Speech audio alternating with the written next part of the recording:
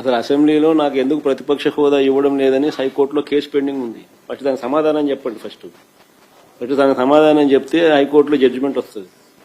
వీళ్ళు సమాధానం ఇచ్చే పద్ధతిలో ఇస్తే జడ్జిమెంట్ వచ్చే పద్ధతిలో జడ్జిమెంట్లు వస్తే దాని పద్ధతి ప్రకారం జరుగుతుంది. దాని తర్వాత ఏం చర్యలు తీసుకుంటారో తీసుకోము. వద్దని కూడా చెప్పినాడు చంద్రబాబు నాయుడు అనే వ్యక్తి. అసెంబ్లీకి నేను ముఖ్యమంత్రిగా ఉన్నప్పుడు 2 రోజులు వచ్చినాడు. ఫస్ట్ దానికి సమాధానం వీళ్ళు ఎత్తుక్కోవాలి.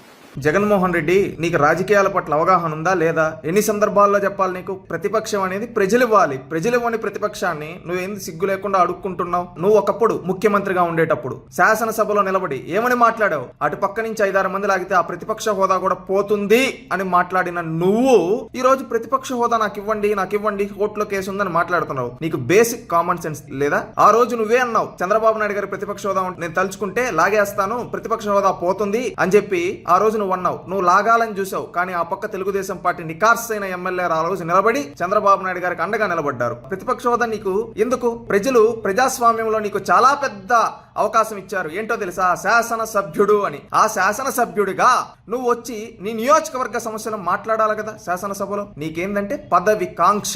ఆ కాంక్ష కోసం ప్రతిపక్ష హోదా అడుగుతున్నావు. ఎందుకు ఆ హోదా అనేది అడ్డు పెట్టుకుని కోర్టుల నుంచి డిశ్చార్జ్ పిటిషన్లు వేసుకోవడానికి జగన్మోహన్ రెడ్డి? మళ్ళీ నువ్వు నిస్సిగ్గుగా అబద్ధాలు చెప్తున్నావు. ఆ రోజు శాసనసభలో చంద్రబాబు నాయుడు గారిని ఏమీ అనలేదని. ఆ రోజు కుప్పం మున్సిపాలిటీ ఎలక్షన్స్ అయిపోతే నేను చంద్రబాబు నాయుడు మొహం చూడాలి, ఎలా ఉందో చూడాలి అని చెప్పి నువ్వు ఆ రోజు గేలి మాటలు మాట్లాడలేదా? నీ పార్టీ వాళ్ళ చేత వ్యక్తిగత హననం చేపించింది వాస్తవం కదా? ఆ రోజు చంద్రబాబు నాయుడు ఏమన్నారు? జగన్ ఉంటే కాదు, ఈ సభని వీళ్ళు కౌరవ సభగా మార్చారు, దీన్ని గౌరవ సభగా మార్చి శాసనసభకు వస్తానని చెప్పి గౌరవ సభగా మార్చి ప్రజాక్షేత్రంలో గెలిచొచ్చారయ్యా.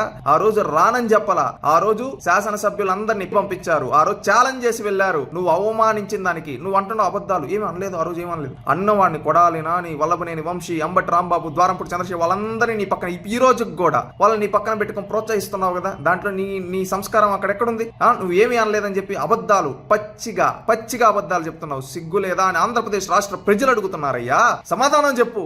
ప్రజలు శాసనసభ్యుడు అనే గౌరవాన్ని ఇచ్చారు. ఆ గౌరవాన్ని కాపాడుకో. ఇప్పుడు రాకపోయేదనుకో శాసనసభకు కూడా భవిష్యత్తులో శాసనసభ్యుడిగా కూడా నువ్వు గెలవలేవు. గుర్తుపెట్టుకో. ఇకనైనా హుందాతనమైన రాజకీయం చేయి. నిజాలు మాట్లాడు. నీకు అసెంబ్లీకి రావడానికి భయపడి పులి అని చెప్పుకునే నువ్వు పిల్లిలాగా ఈ రోజు దాంకుని మాట్లాడుతున్నావు. ఇలాంటి మాటలు మాట్లాడొద్దండి. ఎందుకంటే హుందాతనమైన రాజకీయం చేయండి. రాజకీయాల్లో ఉన్న రోజులు అబద్ధాలు నిస్సిగ్గుగా చెప్పేసి ఏది పడితే నేనేది చెప్తే అది చెప్తే నమ్ముతారంటే జనాలు ఎవరు నమ్మే పరిస్థితుల్లో లేరు.